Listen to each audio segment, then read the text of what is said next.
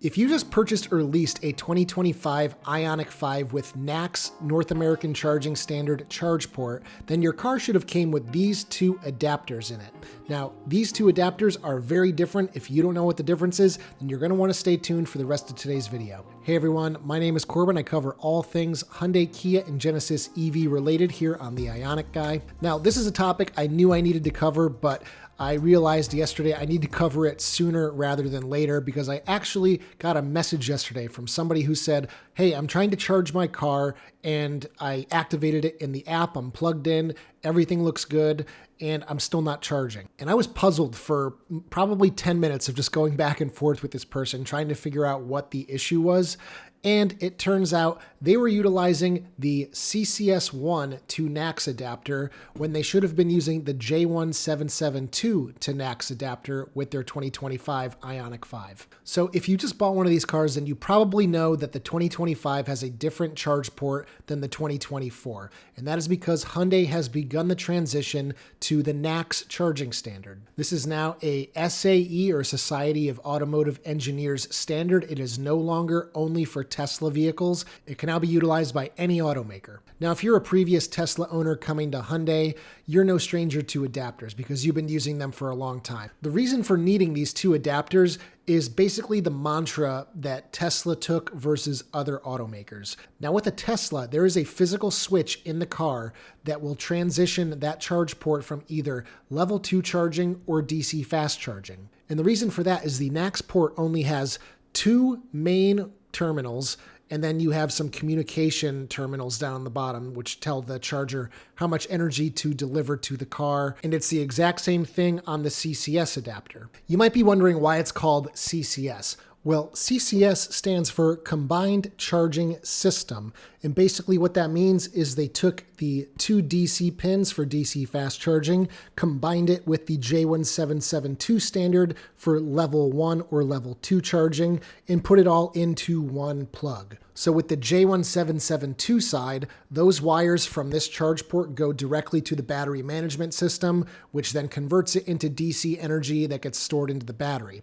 Now on the bottom two, that is for DC fast charging, and those conductors more or less go directly into the battery because the power coming out of the charging station is already direct current. It doesn't need to be converted from AC energy to DC energy for storage. So you basically have two systems within the car. Now, if you go under the floor of your 2025 Ioniq 5, you're going to see there's a small silver box on the right-hand side. So basically for the change from the combined charging standard to the NACS charge port, they had to implement this physical switch that I was previously talking about that Teslas have always had. When the car needs to DC fast charge, it is in one position, and then when it needs to level 2 charge, it basically turns the switch and it switches to low power mode. That system cannot be built into an adapter, so it does have to go somewhere in the car. Stay with me because we're almost there. So when you're looking at this adapter, you might say, why can't I plug a normal level 2 charger into the top and have it charge the car?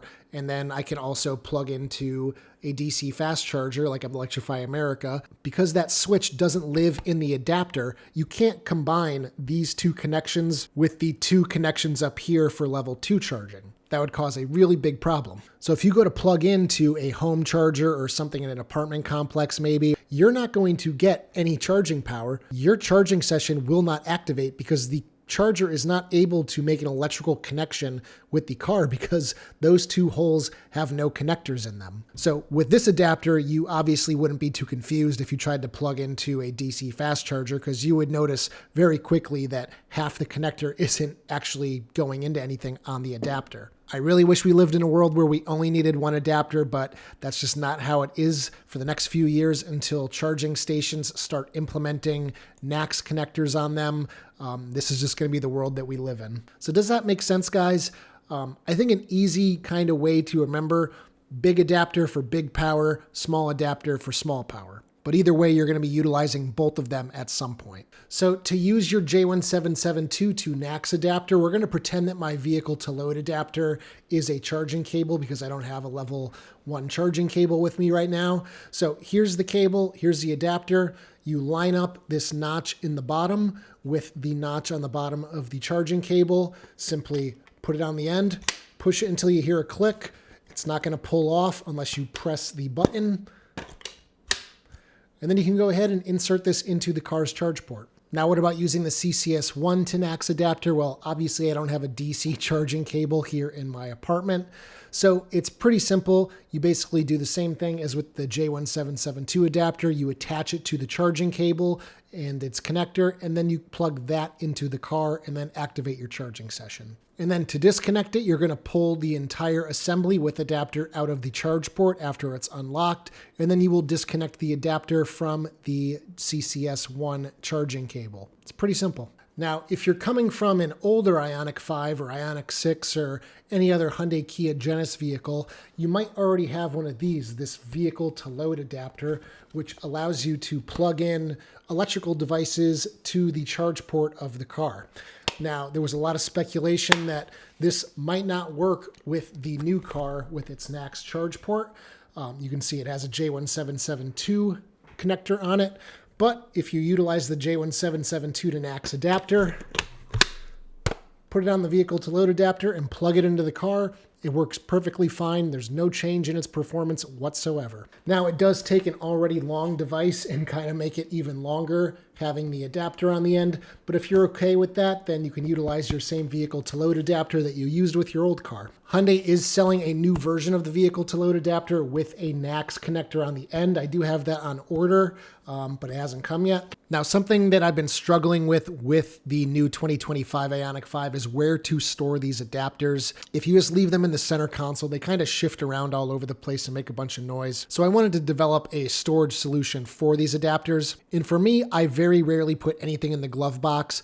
And I know a lot of people probably don't either, because the glove box in the Ioniq 5 is big, it's deep, it's got a ton of space in it. So I figured that'd be the best place to go ahead and store these adapters. So I did come up with a new design that I'm going to be selling on my store here pretty soon, if it's not already live for this video. Basically, it's a little tray with double-sided adhesive tape on the bottom that you will use to just adhere this to the bottom of the glove box. The only problem that this doesn't solve is when you get out of the car remembering to bring it with you. But if you do go around to the other side of the car to plug in and realize you don't have it, then you don't have to go all the way around. You can open up the passenger door and then it's right there in the glove box. So if this is something useful to you, check it out on my website at ioniqguy.com. Now, I haven't done this yet, but one of my viewers who also has a 2025 Ioniq 5 is already worried that he is going to accidentally forget this adapter on a level 2 charger that he uses out in public. So he recommends using a label maker to wrap a label around here with your name and phone number. This way, if somebody finds it, they can contact you.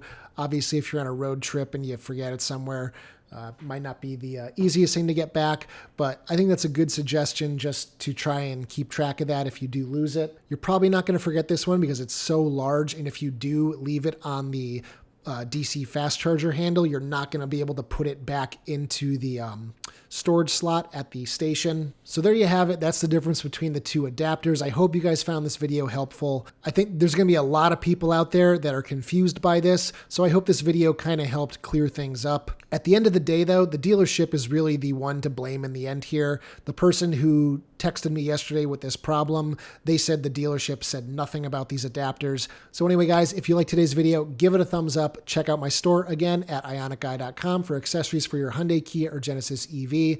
I've got a bunch of accessories for the new 2025 Ioniq 5, including the automatic door locker. Consider becoming a channel member for as little as 99 cents per month. For $3 per month, you can gain early access to all of my videos, as well as a 5% discount to my store. And as always, I will see you guys in the next one. Take care, everybody.